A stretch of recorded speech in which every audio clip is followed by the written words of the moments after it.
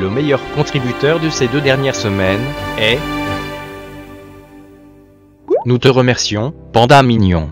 Vous faire rire est notre priorité, et les nichons vaincront. En 2015 est apparu un chef-d'œuvre du 7e art.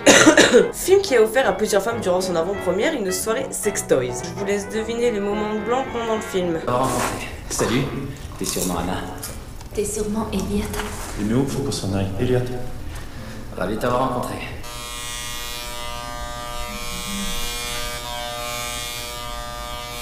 Pour cette Saint-Valentin, découvrez mon analyse de 50 nuances degrés, écrit par l'auteur de Twilight. Pas vraiment, mais ça aurait pu. Générique.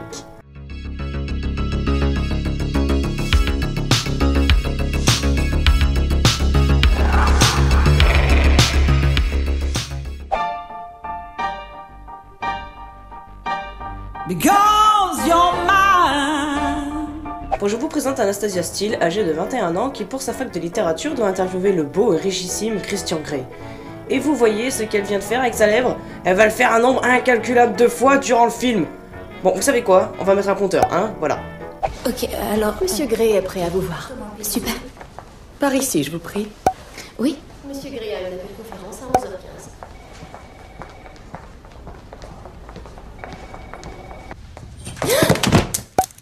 Je vous présente désormais Christian Grey, adopté à l'âge de 4 ans. Il a fondé la société Grey Enterprise Building, voilà, bref. Sa mère était une prostituée et une droguée, la bonne ambiance, et est donc morte d'une overdose. Aujourd'hui, il a 27 ans, et comme il est un peu tourmenté et chelou sur les bords, il y a un truc qu'il ne supporte pas, c'est les gestes d'affection envers lui. Ça donne envie. Bref, elle commence sa petite interview, et le bonhomme me met directement dans l'ambiance. Certaines personnes disent que je n'ai pas de cœur. Du tout.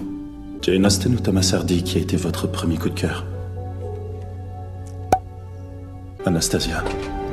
Christian. Maintenant qu'elle a eu les réponses qu'elle voulait, elle s'empresse donc de rentrer chez elle et tenter de cacher tant bien que mal à sa colocataire les effets de ouf qu'a eu Christian sur elle. Je vais préparer un sandwich. T'en veux un? Non, merci. Merci.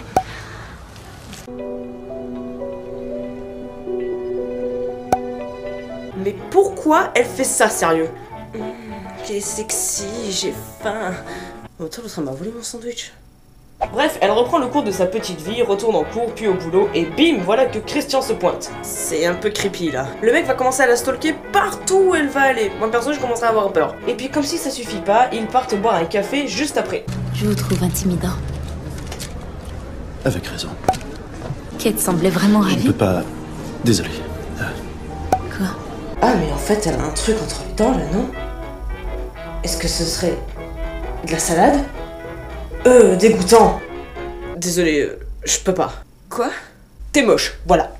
Pour se remettre de cette fée abandonnée dans son café et fêter la fin des examens, elle décide donc de partir faire la fête avec sa colocataire.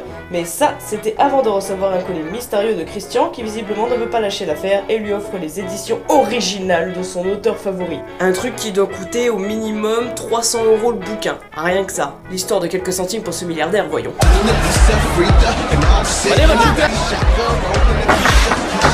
vais aux toilettes.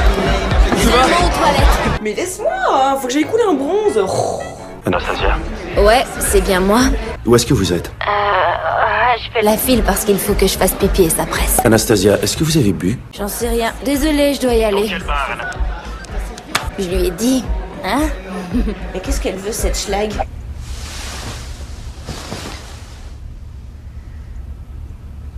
Mangez-moi, buvez-moi.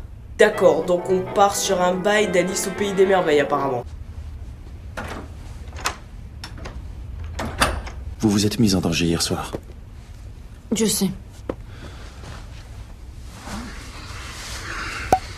Et là, on part sur un bail de Twilight, c'est ça? Sans déconner, pourquoi il enlève son haut là? Ça n'a aucun fucking rapport avec la conversation en cours. On dirait Jacob dans Twilight qui enlève son t-shirt toutes les 30 secondes, on sait pas pourquoi. Me dites pas que lui aussi il est payé au nombre de t-shirts enlevés. Mes coups sont assez... singuliers. Vous ne pourriez pas comprendre. T'écoutes du Joule, c'est ça? Dans ce cas, telle heure passera vous prendre. Bon, finalement, il la raccompagne chez elle. Évidemment, il en profite un petit peu pour lui faire un lavement dans l'ascenseur avant de la récupérer le soir, après son boulot, pour l'emmener faire un petit tour d'hélico. Oui, bah ça va, tous les hommes font ça, hein. Moi, le soir de Saint-Valentin, on m'a souvent emmené faire des tours d'hélico et tout, c'était très très romantique. Non, moi, un soir de Saint-Valentin, j'ai juste eu droit à un petit tour dans une Clio 1 toute pourrie, où pendant que le mec me regardait, a trouvé le moyen d'arracher son rétro en roulant trop près d'un arbre. Ouais. Vous allez me faire l'amour maintenant? Je ne fais pas l'amour. Je baise. C'est derrière cette porte. Quoi, au juste? Ma salle de jeu. Quoi, votre Xbox et le reste? Bon là, je me moquerai pas parce que j'avoue que j'aurais eu la même réflexion. Soyez honnête, quand quelqu'un vous dit qu'il a une salle de jeu, vous pensez tout de suite à une Xbox avec un putain d'écran, avec pourquoi pas des jeux d'arcade rétro, et puis des baby-foot ou des trucs comme ça. Vous pensez à tout sauf à ça.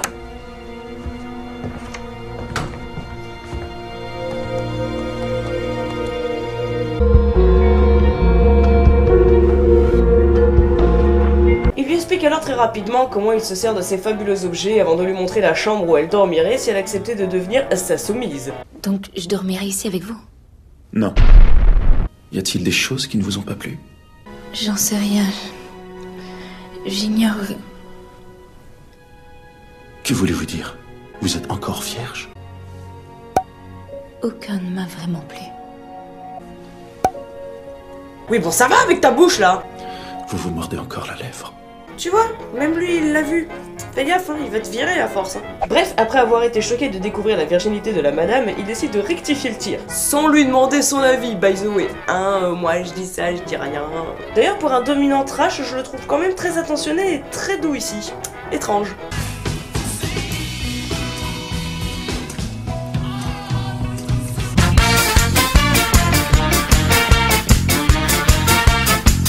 J'espère qu'il aime les pancakes. Tu as faim?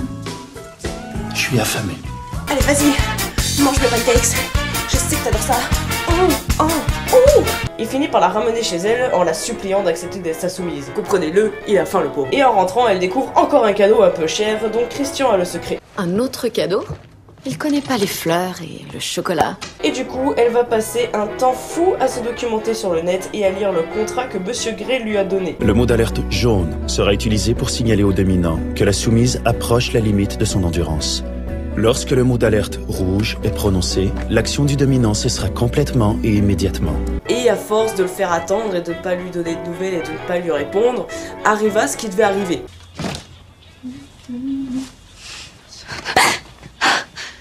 Christian? Ah, ça y est, le film devient intéressant. C'était vraiment bien. Tu m'étonnes, sale. Finalement, elle lit le contrat et décide de prendre rendez-vous auprès de Christian pour se mettre d'accord sur plusieurs points. Il était temps, j'ai envie de dire. Ouais, parce que ce que vous savez pas, c'est que là, on est déjà à 1h05 de film, et le film dure 2 heures. On est à la moitié, et elle a toujours pas signé ce putain de contrat. J'ai craché. Impressionnant. J'en ai l'habitude. Allez à la page 5.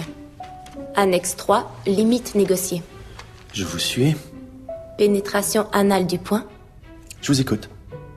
Enlevez ça. Est-ce que la soumise consent à être ligotée? Je peux tolérer la corde. Les lanières de cuir, les menottes. Pas de ruban adhésif. En même temps, je la comprends, hein. Ayant du sang italien dans les veines et du coup ayant récupéré le patrimoine poilu de ma famille, du sparadrap sur les bras, c'est pas bon. Pas bon du tout. J'aimerais bien vous baiser sans arrêt pendant des semaines. Ah! Après un énième mordillement de lèvres, elle rentre chez elle, reçoit son diplôme et en guise de cadeau, il lui offre une putain de bagnole. Quoi? Ah non mais attendez, moi je peux rien à dire, hein. C'est bon, hein. Bienvenue dans mon univers.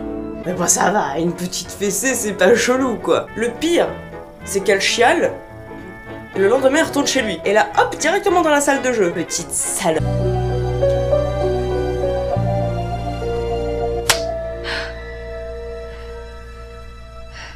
Ça fait mal? Non. Tu vois? Ta plus grande peur est dans ta tête. Tiens, et là c'est dans la tête là, hein? Hein?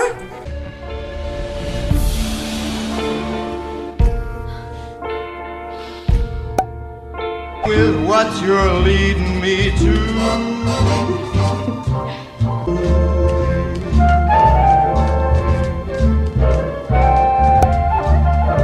Après cette folie passagère, ils partent dîner chez les parents de Christian où il apprend avec surprise qu'Anastasia a l'intention d'aller rendre visite à sa mère en Géorgie. Tu es à moi, juste à moi, est-ce que tu comprends?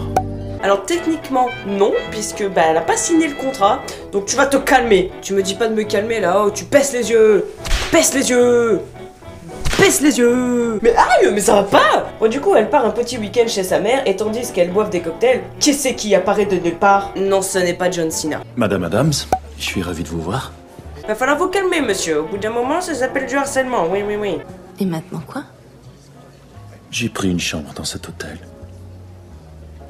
Eh ben j'espère que tu y seras confortable.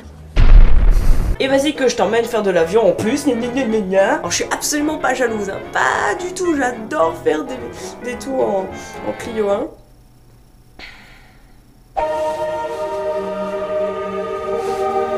Qui a éteint la lumière? Allô? Aziz? Finalement, Anna commence à en avoir plus qu'assez de tourner autour du pot et demande subitement à Christian de lui faire subir ce qu'il a de pire en stock. Histoire de voir jusqu'où il peut aller. Et je dois vous avouer que je m'attendais à pire quand même, hein. Je vais te frapper à 6 reprises. Et tu vas compter avec moi.